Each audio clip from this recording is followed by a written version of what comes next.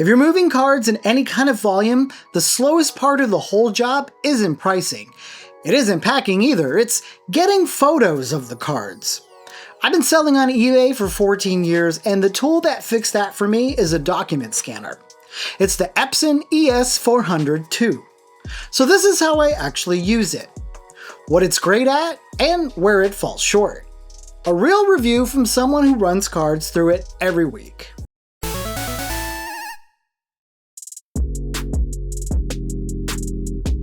First job before anything else, and it's the one that eats the most time in the whole process. Getting photos of the cards. The fix is a scanner, and this is the one I use. Back in my early days, getting pictures was always the bottleneck. I'd shoot the front and back of every card, move them to my computer, and load them into eBay one at a time. It works, but it doesn't scale. The whole game here is volume. Margins on bulk cards are thin, and we'll get into exactly how thin when we price them, so this is only worth your time if you can move a lot of cards fast. And that's what a scanner buys you. There are a bunch of scanners out there, and once you are selling at a higher level, you can justify a high-end Ryko. But this video is for those just starting out, so I'm showing you what I actually use. The Epson ES-400 II.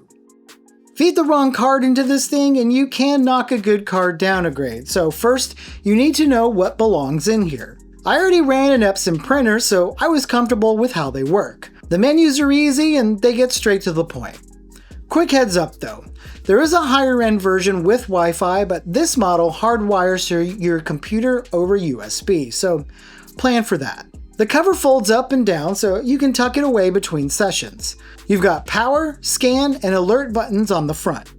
But the part that matters is the inside. You can feed cards two ways, with penny sleeves or without. You can also run a card in a top loader, but the scans come out rough no matter what you set, so I skip it. If it's a higher dollar card, I'll shoot it separately on my phone and just bring those photos in. It's not worth the risk. This scanner's real job is bulk. So cards under 50 bucks that you want to move in quantity. So don't come after me when you run a $600 Charizard through here and it goes sideways. I've never had a card damaged, in a sleeve, or out of one, but my lawyers wanted me to remind everyone anyway.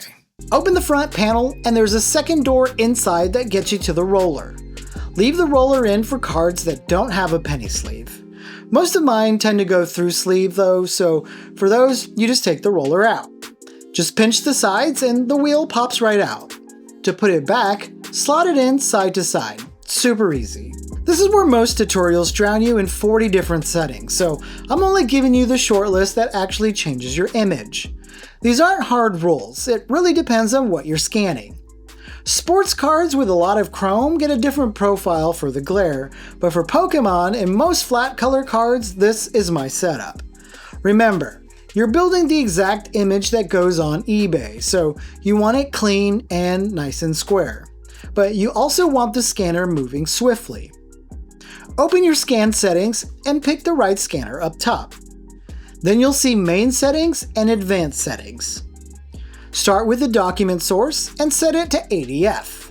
That's the automatic feeder, and it pulls each card through until the tray is empty. Turn on automatic feeding mode. Leave it off and you have to hit scan for every single card.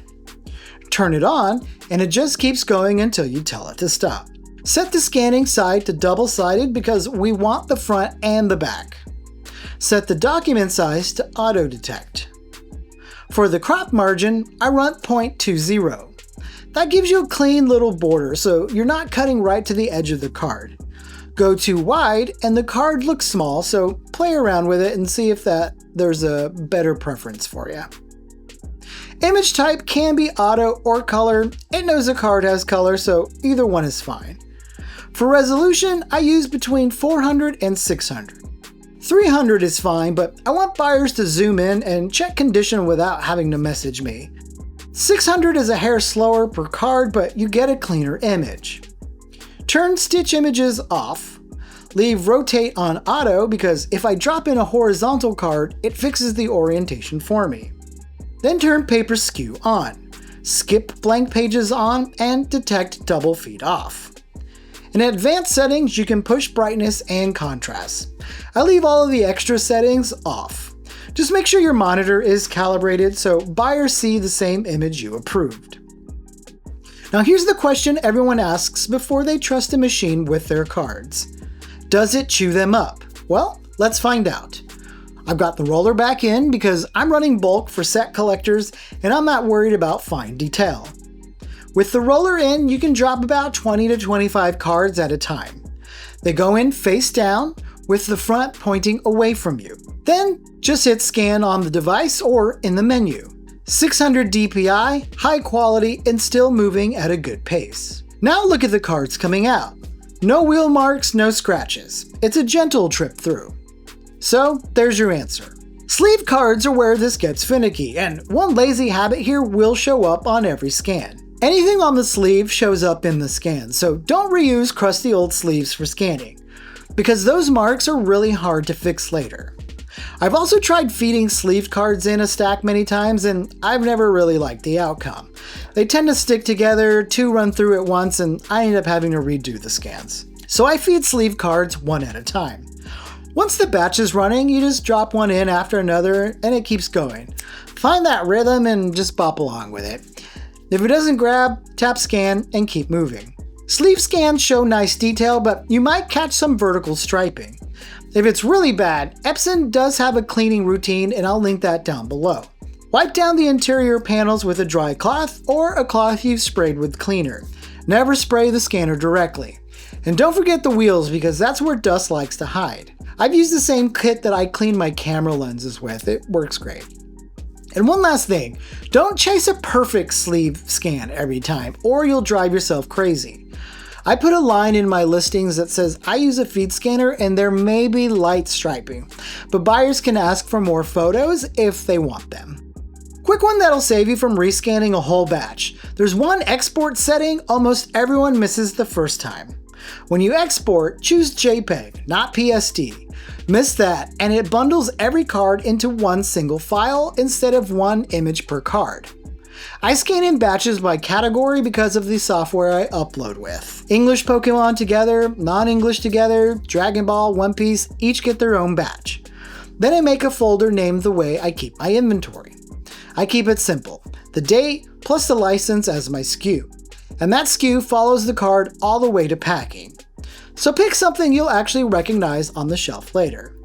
If you want a video on chaos sorting, let me know in the comment section.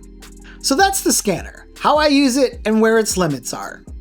Here's the short version. For bulk cards under 50 bucks, it's the piece of gear that pays for itself the fastest. It's linked down below if you're interested. Once your cards are scanned, the next step is turning those images into live listings, and I've got a full video on the tool I use for that linked right here.